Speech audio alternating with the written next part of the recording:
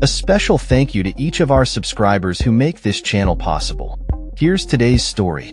In a significant political development, President Donald Trump has announced plans to sign an executive order aimed at ending mail-in ballots and reducing reliance on electronic voting machines across the United States. This announcement came during a meeting with Ukrainian President Volodymyr Zelensky at the White House, where Trump expressed his intent to lead a movement to overhaul voting practices ahead of the 2026 midterm elections. Trump's position on mail-in voting has shifted dramatically, as he previously encouraged his supporters to utilize absentee or mail-in ballots in earlier elections, including before the 2024 presidential vote. This change in rhetoric highlights the growing polarization surrounding mail-in voting, which has become a partisan issue since the pandemic-era election of 2020. Legal experts have raised concerns regarding the constitutional authority of Trump's proposed changes, noting that the U.S. Constitution delegates the regulation of federal elections to Congress, while states maintain the power to conduct their own elections. Scholars have emphasized that the president lacks the legal authority to unilaterally mandate or prohibit voting methods. Michael Morley, a law professor at Florida State University, stated that the executive branch does not have the power to dictate election rules, and UCLA law professor Richard Hassan added that only congressional action could legally change how ballots are cast nationwide. Consequently, any executive order signed by Trump is likely to face immediate legal challenges from states, advocacy groups, and potentially Congress itself. The implications of Trump's proposal are profound, as mail-in voting has become increasingly polarizing since 2020. Democrats have largely embraced the method during the pandemic, while Republicans, influenced by Trump's skepticism, have shifted towards in-person voting. This trend has intensified as GOP-led state legislatures have introduced new restrictions on absentee ballots, including tighter deadlines and stricter identification requirements. Trump's proposal to eliminate mail-in ballots entirely could exacerbate the partisan divide. While his supporters believe it could energize Republican voters who distrust the system, critics argue that it may alienate moderates and independent voters who value the convenience of absentee voting.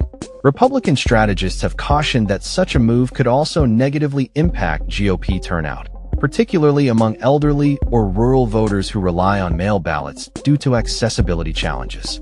In addition to targeting mail-in ballots, Trump has expressed concerns about the accuracy and security of voting machines.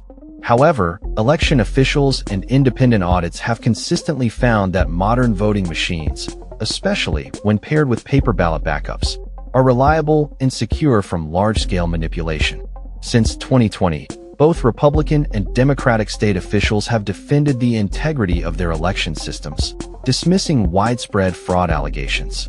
Transitioning to fully hand-counted paper ballots would present significant logistical challenges, as counting millions of ballots by hand would slow down election results, increase the potential for human error, and require a large number of trained staff and volunteers. Election administrators have argued that such changes would reduce efficiency and undermine public confidence rather than enhance it. Experts suggest that even if Trump proceeds with his executive order, the practical challenges are immense. States would need to rewrite election laws, purchase new equipment, and redesign their voting processes. Local election offices would have to secure more polling locations and recruit thousands of additional poll workers to accommodate an influx of in-person voting. Matt Germer of the R Street Institute noted that forcing millions of mail voters into in-person polling would overwhelm existing infrastructure unless substantial resources were allocated. This would involve securing new venues, hiring and training staff, and educating voters on rapidly changing rules, all within a tight time frame before the 2026 primaries. Furthermore, litigation is likely to complicate matters.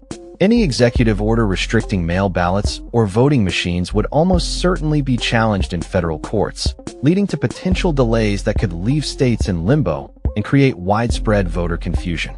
Voting rights advocates argue that Trump's proposal may not be about logistical reform, but rather an attempt to erode public trust in elections. Barbara Smith Warner, who leads the National Vote at Home Institute, warned that efforts to eliminate mail-in voting overlook data demonstrating its security and effectiveness. Legal scholars have drawn parallels between Trump's current actions and his attempts to overturn the 2020 election results, suggesting that this proposal is part of a broader strategy to undermine established election practices and create grounds for contesting future outcomes. Experts are calling on courts, state governments, and election officials to prepare now to safeguard the integrity of the 2026 midterms. While Trump has framed mail-in voting as a significant issue, many democratic nations worldwide, including Canada, Germany, Australia, and the United Kingdom, offer mail voting options that are widely accepted as reliable.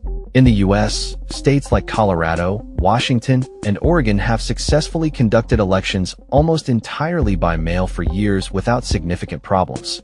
Historically, U.S. service members stationed overseas have relied on mail ballots for generations. Experts contend that banning mail-in voting could disenfranchise not only ordinary voters, but also military personnel and Americans living abroad. Trump's executive order is expected to be released in the coming weeks, although its legal validity remains in serious doubt. Given the partisan split in Congress and the lack of constitutional authority, support for the measure is unlikely.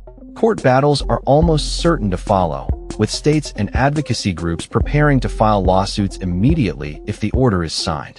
Election administrators are closely monitoring the situation, emphasizing the importance of stability in maintaining voter confidence and warning that sweeping last-minute changes could lead to unnecessary chaos. As the 2026 midterm elections approach, the coming months will be critical in determining whether Trump's proposal is merely a symbolic political maneuver or the beginning of a significant legal and electoral struggle. That's all for this story. We upload videos every day covering many different subjects, so hit that subscribe button to stay informed. Thanks for watching.